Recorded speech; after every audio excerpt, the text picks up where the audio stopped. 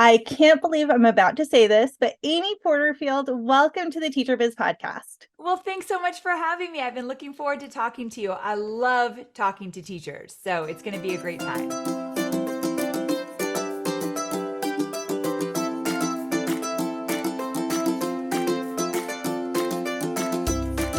I'm so excited. Well, we are here today to talk about digital courses. And of course, for so many of us online business owners, when we think digital courses, we think about you because you are the digital course expert. So maybe first you can tell us about the power of a digital course for an online business. Okay, so I love talking about and teaching about digital courses because there's one word that always comes up, and it is freedom. The reason I started creating courses 14 years ago in my own business, and now I teach people how to do it, is because I believe that digital courses give you freedom to work when you want, where you want, how you want. And when I'm talking to teachers, that's like hallelujah. Teachers have a special place in my heart. My sister is a first grade teacher, and she has been for many, many years.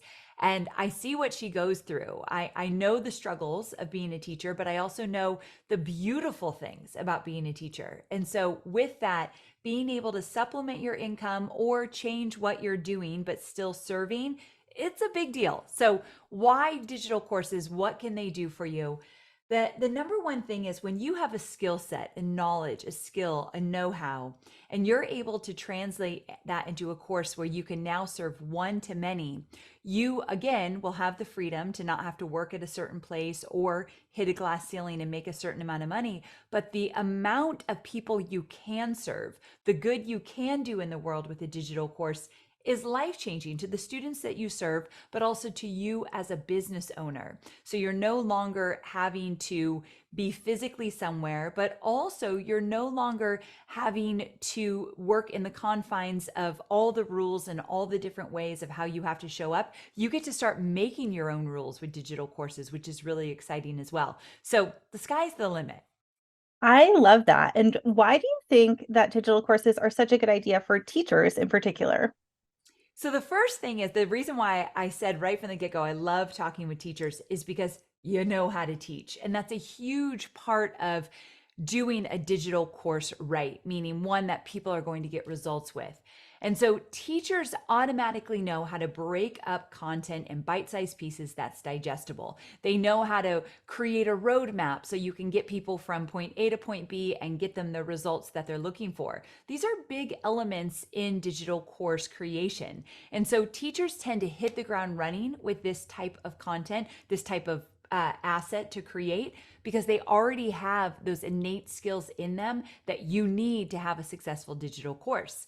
Now, another thing is you're coming with a lot of content. So, for example, some of my teacher students, the students that are teachers in my world, they might specialize in math. And so they create a digital course specializing and focusing on teaching other teachers how they teach math. Or they could go to other teachers and teach, or they could go to homeschooler moms and dads that want to learn what they know, or they could go directly to the student. So now, as a teacher, you have three different audiences that you can go to depending on what you want to do. So that opens up a lot of opportunity as well. And so teachers are just naturally good inside digital courses, which is a huge plus. I love that. Yeah. On the other side of my business, Kindergarten Ready, I was a kindergarten teacher and I have a digital course where I help preschool moms prepare their kids for kindergarten. Perfect. So even those parents are not homeschooling, but they're preparing their kids. Like that's the fourth subset of an audience that you can teach to. So again, there's so many opportunities. I agree.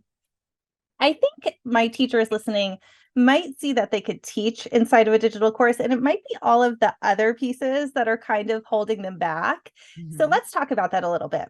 What would Yes. you say to someone who feels like they're not, that they, what would you say to someone who is having those normal self-doubt and limiting beliefs and thinking, I can't do it, or would anyone actually buy a product from me? The first thing I'll say is you are not alone. I would say 90% of those who have had amazing success with my program to create and launch a course, in the beginning, they'd say, who's going to buy this? What if nobody buys this? And who am I to be teaching this? There's other people that are already teaching it and they're way more advanced. Or I have a small audience or no audience. Who am I going to sell to? There's so many objections that can come up right away and squash your dreams of being a profitable digital course creator. And so the first thing is, let's kind of take one by one. Who am I to be doing this? Other people are doing it already. They have bigger audiences. They're doing it better. I want to remind you that one of the best validators for a course idea is knowing that somebody else is doing it, making money with it. It's like ding, ding, ding. I love that.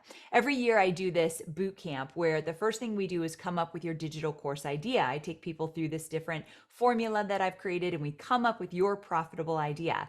And when we do that, a lot of my students will say, okay, yes, this is what I want to do, but there are 3 other people that are doing it already, making money. There's no room for me. And we've got to change our mindset. These are all mindset blocks. They're all limiting beliefs, very normal. We need to start thinking there's enough room for everybody and nobody will teach it quite the way that I teach it with my experiences, my stories, my style of teaching. Nobody has that blueprint except you. When I first came on the scene, I used to only teach Facebook marketing. This was 14 years ago when everyone and their mother was a social media manager teaching Facebook marketing. I was not first to market and it was saturated. But I knew that if I kept showing up in my own style and my own way, those that really wanted to learn from me and liked my style, they would find me. And they did. 14 years later, over $80 million in digital course sales, I found my way. But in the beginning, I could have easily said, but so many people are already doing what I want to be doing. So it's a limited belief. Do not let yourself have that one. And instead you change it and you say, there's enough room for everyone to go around and I have my unique style. So that's one thing I want you to think about. Another one would be, so if it's already been done before, who am I to be doing this? And then you mentioned a good one. What was the one you said? Would anyone actually buy a product from me? Yes. Yes, that's the one. Will anyone buy? What if I create this course, put it out into the world, and then nobody buys? Well, let's go to the dark side. What if that were to happen? The first time I launched a course was in my probably almost into my second year of business. And I created this course and I worked on it for months and I was so excited about it. I launched it out into the world and crickets. Nobody wanted it. At the end of the launch, I made $267 when I thought I'd make $100,000. I looked around on social media and thought, well, everyone else is making tons of money. Why shouldn't I? So I was a little bit cocky, but I really thought I was going to do well. I had come from a background of course creation and content creation with Tony Robbins. So like I learned from the best. So I thought I was going to crush it and I didn't. Now, truth be told, I cried for a week. I was devastated, didn't want to get out of bed. I made it mean that I wasn't cut out to be a business owner. I wasn't a good teacher. I wasn't good at launching online. I couldn't be an entrepreneur. I made it mean all of those things until my sweet husband reminded me that that just didn't work. So let's figure out how to make it work and get back out there. So luckily I had someone in my life to kind of pick me up and push me back out. And I did, and I figured it out over time, which is where I am today. So if it didn't work right out of the gate, you will figure it out. Think about all the other times in your life when something didn't work out and you had to figure out how to make it work. It happens to all of us. But when you follow a roadmap, which I did not do in the early days, when you follow a roadmap of someone who's gone before you and they're willing to teach you step by step by step in a patient virtual handholding style, you cannot lose. So many of my students, the reason why they love learning from me is because I lay it out almost like a checklist. Do this, do that. And then when they don't know how to do something, I teach them how to do it. I don't just assume they know how to do it. Now, I say that to say you can learn from me, but there's other people you can learn from. Just make sure that you follow a proven roadmap so you don't have to hunt and peck all over the web hoping this might work, which is essentially what I did 14 years ago and I regret it. And so what if nobody buys from me? There's a slight chance it could happen the first time out. You're going to figure it out. There's a 90% chance that will never happen if you follow a proven roadmap. And one of the elements to that is to grow an audience. When you have an audience, you will have people that will raise their hand the minute you put that product out there. So when I teach my students how to create a course, I also teach them how to build an audience at the same time. I think you can create your course and build your audience during the same season so that when you're ready to launch, you have an audience to launch to. I love that. I am so glad that you figured out how all this digital course stuff works and you paved that path for us and created this roadmap that we can all follow. It's definitely worked for me. I'm sure it will work for my listeners too. And I think we kind of have a shortcut in this game because we have that path for us. Absolutely. I'm always looking for shortcuts. Speaking of working for Tony Robbins way back when, one of the best lessons I've ever learned from him is that anything you want to do that is meaningful in your business, find someone who's done it before you and who's willing to show you how they did it so you can sidestep all the mistakes they made. I made many mistakes along the way. I've been doing this for 14 years. And so when I teach how to create a course from scratch and how to launch it online, even with a small audience, I share all the mistakes I made so my students won't make it. So I think that's another important piece of the puzzle. You don't have to do this alone. I love that. Let's stay on this mindset conversation for a minute. So, for some listeners, they might feel like they're just not an expert enough to create a digital course. And I know you have this philosophy about the 10% edge. So, can you tell us what that is and why it matters so much? Yes. So when you think about creating a course, the first thing you're going to do is come up with your course idea. And let's just say that you are 3 years in being teaching. So you're fairly a new teacher, 3 years in, but there's a certain system you've set up to get your classroom set up in 2 days or less. I'm just making this up. 2 days or less, your whole classroom is set up so you have a little bit more time in the summer before school starts to enjoy it. And you've really gotten this down to a system. You can teach this because you've gotten results for yourself and other people want to know how you got those results. I bet there's other teachers in the school like, how did you get that done so well? And it looks amazing. What is your secret? Tell us. And so you get to teach them how you did it through a digital course. We call that your 10% edge. You're just 10% ahead of those that you're going to teach. You don't have 20 years ahead of the students. You don't have a special certification in how to get your classroom set up. You don't have clients that you've taught this to. You've gotten the results for yourself, and now you're willing to teach others how you got it.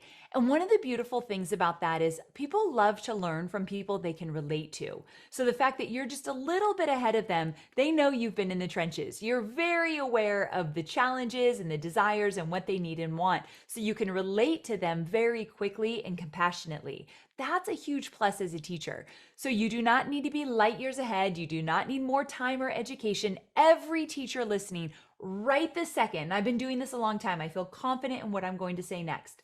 Every single teacher listening right now, you have a 10% edge. You probably have a 10% edge in many different areas of your teaching, but you definitely have at least one. So again, the 10% edge is you've gotten results for yourself or for somebody else, a family, a friend, a client or customer if you have them. You've gotten results for yourself or somebody else. You're willing to show others how you got those results with the step-by-step plan. That's your digital course. I love it. When you think about it that way, it sounds so simple. And I think you're right. All of us teachers could do this. Oh, yes, for sure. I think probably if I think of all my success students, I bet the majority, if we put them in different compartments, like um, people in the wellness industry, doctors, psychologists, therapists, maybe pet groomers or people that take care of pets or chefs or cooks or whatever. So we're putting them in different categories. Teachers is the one that stands out in my 50,000 plus students that I've served because it works so well for teachers. So there's a reason why so many teachers come into my world. It works. And the fact that teachers do not get paid what they are worth, supplementing or changing into a digital course makes perfect sense. You deserve to make the kind of money that you've put the time and effort into making. So I love it as an additional stream of revenue. I couldn't agree more. In the intro to this podcast, we're talking about a pay scale created by you instead of your district, Yes. and an income and an impact beyond the classroom. So it's exactly what everyone is here to listen to. I love that you're talking about that income. I might be jumping your question, so forgive me if I am, but can we talk real quick about some course math? Yes. Tell us the Okay. course math. Okay, because I love how you said that. Something about creating the income. How did you word that? An impact and an income beyond the classroom, and a Oh, pay scale determined by you instead of your oh, district. that's the one. A pay scale determined by you instead of your district. That is sexy right there. I love that so much. So let's talk about that. So when you think about creating a digital course, there's three different kind of courses you can create. And then I'm going to tie revenue with each one. So the first one is a starter course, and that's a beginning course, a 101 jumping off. So if you have this system, I'm just going to go back to my first example of how to get your classroom set up in 2 days or less so you can enjoy more of your summer, then it might be a starter course is just how to get all the supplies you need for setting up your room early on in the year before the summer hits or something like that. So it's just like a really basic 101 type getting started course. Because it's basic and 101, you usually charge anywhere from $100 to $200. Now, the second type of course is a spotlight course where you take one area of your expertise and you go deep. So it might be that one area of your expertise getting the entire classroom set up in 2 days from start to finish, everything that you know to do so. So that would be more of a spotlight course, one area of your expertise. And because it's so detailed, you get to charge more, anywhere from $200 to $500. The third type of course is what I call the Mac Daddy of all courses. It's a signature course, and that's where you're promising a really big transformation from start to finish, and every stone no stone left unturned. You're teaching everything they need to know for the big transformation. Because it's bigger and takes longer to create, you're going to charge more, anywhere from $500 to $3,000. And so there's different types of courses you could create, but let's say you wanted to create that spotlight course and you wanted to charge $300. So let's go $500 for the spotlight course. Now I know what some teachers are saying. If I'm selling to other teachers, teachers can't afford $500. I know it comes up a lot. I can tell you story after story of my students who have charged around $500 selling to other teachers, and they had major success. So just be careful thinking that a teacher won't pay that. When you're offering the value and you're getting them results, you'd be amazed. But there's different ways to do it. You could do payment plans. You could charge less, but the volume is higher. There's different things you could do. But for simple math today, let's say it's $500 and you want to make $10,000 in your first launch. $10,000 is your goal. So your first launch, $10,000, that's money that's life-changing. Imagine if you did that over and over again. But let's keep it simple. First launch, $10,000, $500 course, 20 units. You have to sell 20 units. Only 20 people need to raise their hand and say, I want that. And so that's how you do your course math. You first come up with your type of course you're going to create, how much you're going to charge for it, and then what's your goal? How much do you want to make? That way we're going to back out how many units we have to sell. Very simple math, but that's how we do it. And that's how we start to come up with our goals. But just remember, it's not like you have to sell to thousands of people to make good money. You can keep it simple by just saying, this is my price point and this is the amount of units I want to sell to get to this goal. That's how we're going to keep it as simple as possible. Yes, I'm all for keeping it simple. That is so, so good. And it sounds so easy. You just sell 20 and you can make $10,000. I love that. Okay, so I think another thing that's kind of holding back a lot of the teachers in the audience, and when I just first started my first business, this absolutely happened to me too. It's the perfectionism. We want to get A pluses on all of our work. We want to get it all done right. We want to take all the time that it takes to get every little piece right. And you and I both know that not all of those little pieces matter so much. So you have this great philosophy that I talk about with my business friends all of the time, and that is the B minus work. We check each other on this, do you really need an A plus on this one? Could you settle for an A minus? And I think it's such a game changer. So can you tell my listeners about your B minus work? Yes, I have to give credit to my friend Brooke Castillo. She's got this podcast called The Life Coach School, and this is where I first heard it. And then I've integrated it, like you, into my business. And so I don't know about you, but when I was in grade school and high school and college, I always tried to get the A. I was a star student, sat at the front of the line. I wanted the good grades. Looking back, now I know it didn't even matter. Like, it's kind of wild to say that, but my son got really good grades too. And secretly in the back of my mind, I thought, and if he doesn't, he'll be okay. He's still going to be okay. So I really don't believe that the A's, the A minuses, the A pluses matter, especially when we're talking about our businesses, because People don't care about the things that we think they do. Is that color right on the website? Does the font look good? Did we space things out? I mean, teachers really get into, the way it looks, the way it's laid out, the way it's presented. Like, I get it. I have that. I was going to say sickness, but that's not very fair. I have that habit as well, but it doesn't serve us to get things done. Sometimes when you look online and someone's just crushing it, let's say another teacher that's making great money with their digital courses online, and you think, "Ah, why can she do that, but I can't?"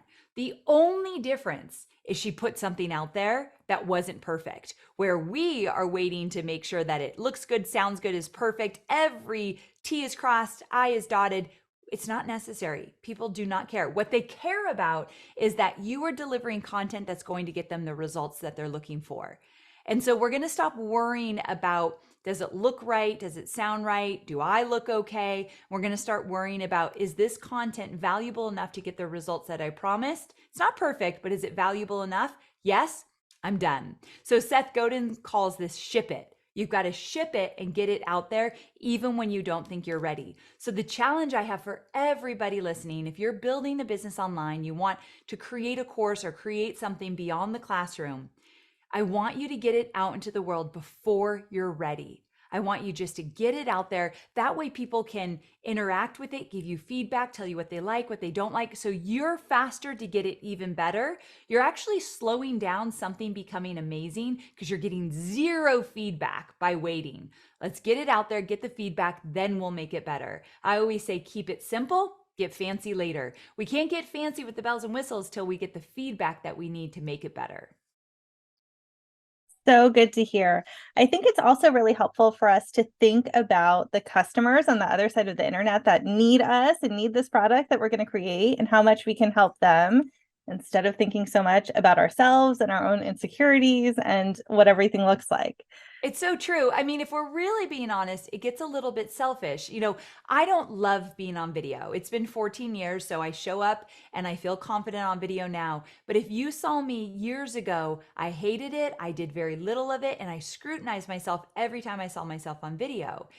Once someone told me, Amy, it's not about how you look or how you sound, but there's people out there that actually need help in what you know. So you're literally taking away from them because you're worried about how you look or how you sound. That's the selfish part I had to let go of and just love myself a little bit more, but put myself out there because I cared about the people I served. So again, it's a mindset shift. I think that's so helpful. I think a lot of people really need to hear that and stop focusing on all those things that don't matter so we can get it out there. Yes. Love that. Okay, so now hopefully we have convinced the teachers listening that they can create a course. And I feel like their next hesitation will be selling the thing Mm. because we're teachers, we're not really marketers. I mean, I am, but they're not yet. So let's talk about marketing for a few minutes. What would you say to someone thinking, yes, I can make a digital course, but I'm not sure I can sell it? Most people that come into my world when they want to create a course do not have an audience. And when you don't have an audience, of course, you're going to say, well, who the heck am I going to sell to?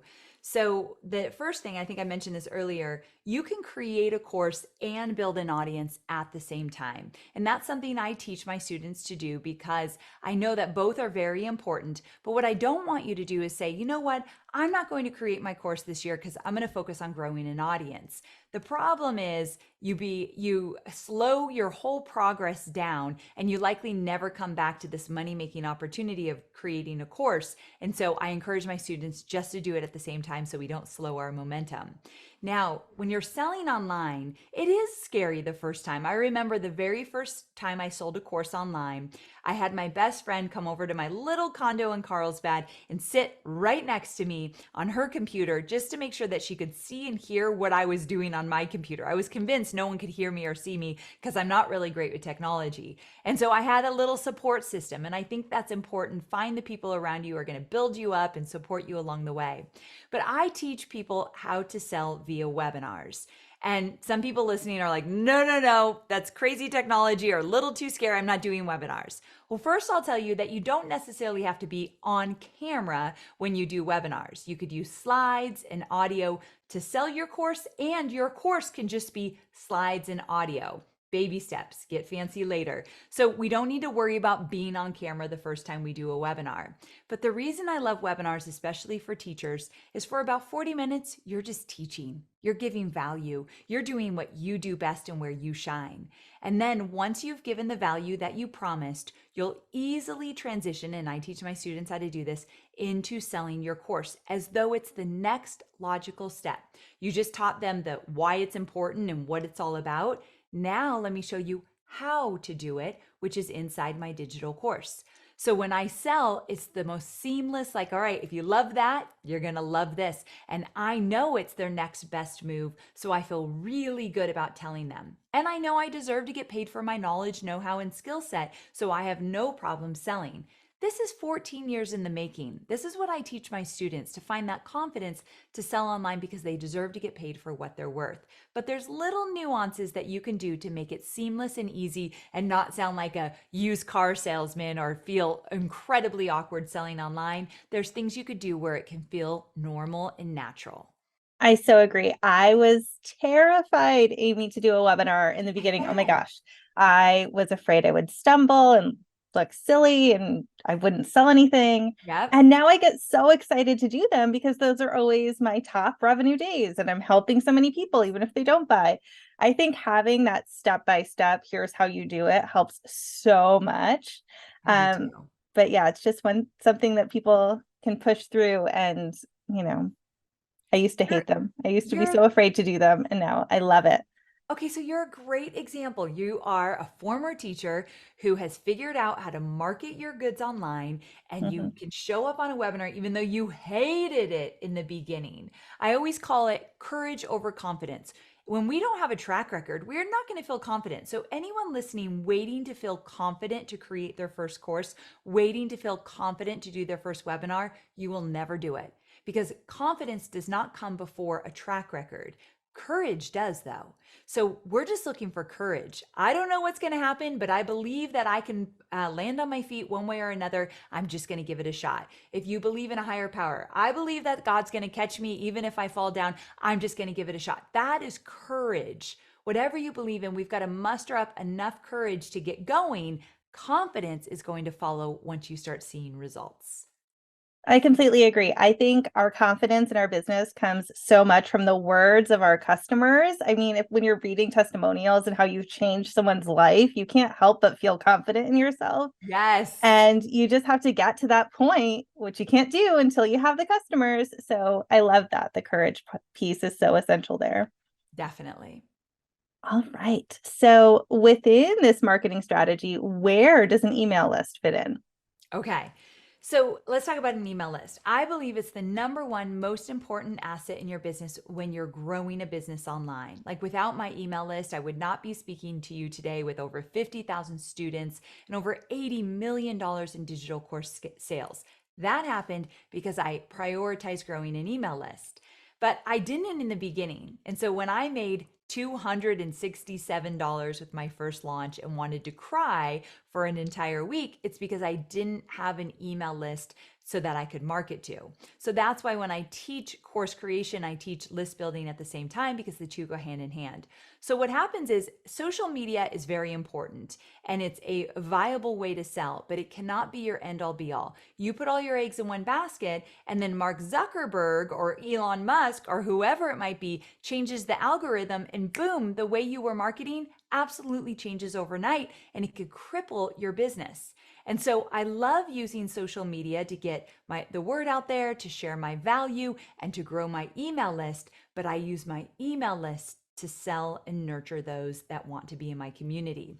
And so when you send an email and you say, "Hey, I've got a webinar coming up where I'm going to teach you how to do XYZ," that's going to convert 4 times or more better than a social media post telling people about it. You're competing too much in social media with so many messages where when someone opens an email and it's all that they're seeing, they're more focused. Email is alive and well when done right.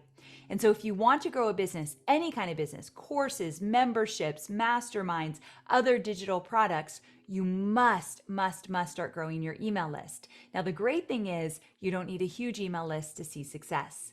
One of my students had 100 people on his email list. He taught a course teaching how to make Flash photography looked like natural light, a very specific kind of course.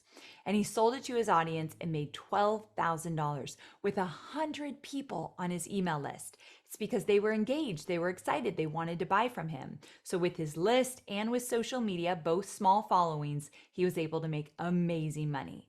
And so, you definitely need an email list. Follow along. I will promise to show you the way, but it is an important asset of any business you build online. That's incredible with only 100 people on an email list. Oh, so I good. think that's something that's really helped me in my real teacher biz, Kindergarten Ready, is that from the get-go, I was so focused on growing my email list because I had heard from people who have been there before me that that's so essential. So I think it's great to keep carrying that on and bringing it to people because for those who put Important all their lesson. eggs in the social media basket, it just does not work out as well as the email basket does. Absolutely not. So important to grow that email list. The best time was yesterday. The next best time is today. I love it. All right. So, do you have any success stories of digital course creators that you could share with us? It could be a teacher, it doesn't have to be. That flash photography story was pretty incredible, but any Right? story you could share with us. Yet I have many stories. And if you go to amyporterfield.com/stories, you can actually filter through and you could read stories about other teachers as well. But one that's top of mind for me right now that I want to share because I think a lot of teachers can really understand the struggles behind this one. One of my students, her name was Nicole. She actually had a service based business. And when I think of teachers, I think service based business because you have to show up, you are delivering in real time whatever it is you're doing, and you are definitely confined by location usually, and also the fact that you are trading time for dollars and not a lot of dollars. And so this is the same kind of situation. So the model's the same in the sense that this woman Nicole, she has 4 kids. She homeschooled her kids, and she started a business where she would create gardens for people, kitchen gardens, so fruits, vegetables, and herbs. And she would go to their house. So she lived in Houston at the time. She'd go to their houses, and for days and days, she'd build out these beautiful gardens. And that was her business, and she was doing well.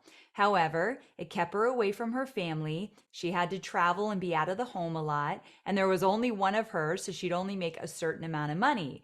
So she decided that she was going to change the model. And she created a digital course teaching people how to make these gardens. Now, one of the thoughts she could have had was they want me to make the garden for them. They're not going to do it themselves. That's a limiting belief. That is not true for everybody. And when you go beyond your local community, you'd be amazed how many people want to do it themselves, but they want to learn from someone who's gone before them. So she created this digital course and it has exploded. She's since made millions of dollars, which I don't say that lightly, but with her digital course and also an opportunity that came about where she can certify other people to go to homes and do their gardens for them so she doesn't have to do it. And the reason I bring up this certification is not because I want you to think about that just yet. That's like a more advanced strategy, but the opportunities that a course will give you, the doors that it will open up. If you want to be known for something in your industry, if there's a niche that you want to be the top of the list when this topic comes up, your name comes up, that's how you do it with a digital course because it puts you on the map. That is incredible. Oh my gosh. I love that story. And I have many, many teachers. I mean, and so many that your students might even know. But it was funny. My sister was looking for a course to teach her how to do something, and she bought it. And then the woman mentioned me, and she said, Amy, this woman, Jamie Sears, she's mentioning you in her course. Like, what in the world? She like had no clue that I had taught this woman, but it comes up a lot. Like if you start seeing teachers teach online, there's a really good chance they took Digital Course Academy, which is where I teach them how to do it. Jamie has exploded her business and just wrote a book on the back of her digital courses. Again, the opportunities that come up are so incredibly valuable. Let me tell you one more story. I had one of my students, she was a teacher, And she actually traveled to different schools and taught their faculty. So not only was she a teacher, but she was actually traveling a lot as well, kids at home. A lot of the teachers want to be home more. And so that's kind of what I hear from why teachers create courses, and they want to make more money. But why I tell you this one story is one of my students, she had this certain method that she taught that in math. And it actually included a physical product where you're moving these beads over. And she came up with this idea. A lot of teachers listening, you've come up with ideas that other people do not know about, nor are they doing in their classroom, but they would love to know. So, this one method for math and teaching math with this little product, she came up with it and decided to put it into a digital course. So not only did she sell her digital course and made so much money, it was incredible, but more importantly, and she sold that physical product that she created. She had it manufactured, so it went with the digital course, which is really cool. But with that, she was able to get off the road, get out of the classroom, and be home with her family. It's what do you want? That's the most important. What do you want? What kind of freedom are you after? And ask yourself, could a digital course allow me to get there? So true. That is inspiring. I hope people are listening to that and feeling motivated. I know that I am. So that's so exciting. And for those listening who are excited about the possibility of a digital course, you have your boot camp open right now, Course Confident. I took this boot camp last year and it was incredible. So can you tell us a little bit about that? Yes. So every year I do this boot camp. It's the least expensive thing I offer. It's $47. So for $47, I'm going to kickstart your digital course with you. We're going to do some very specific things. All my trainings are live, so you get to see how I teach and my teaching style, but everything's recorded if you can't make it live. But what I do in the course is number one, I'm going to teach you how to come up with your course idea. I have something called the sweet spot formula. I'll take you through the exercise. We're going to come up with that course idea. Once we do that, we're going to make sure we validate it. We don't want you to create a course that no one's going to buy. So I'll take you through some validation exercises so you can start to feel courage that this course will sell. And then from there, we're going to come up with a type of course. Is it going to be a starter course, a spotlight course, a signature course? I'll teach you how to come up with that idea, and I'll teach you how to make that decision. And once you make the decision, how to price your course so you could do your own course math. Now, in addition to that, for the first time ever in this bootcamp, I'm going to teach you how to use AI, specifically Chat GPT, to get your course outline done really quickly, which is the number one thing that stops people in their tracks. And so even if you've never used AI, stick with me. I'm a non-techie girl that helps other people figure it out. And so I'll teach you how to use AI to actually get the ball rolling quicker. There's so much engagement, accountability, pep talks to make you feel like you could do anything.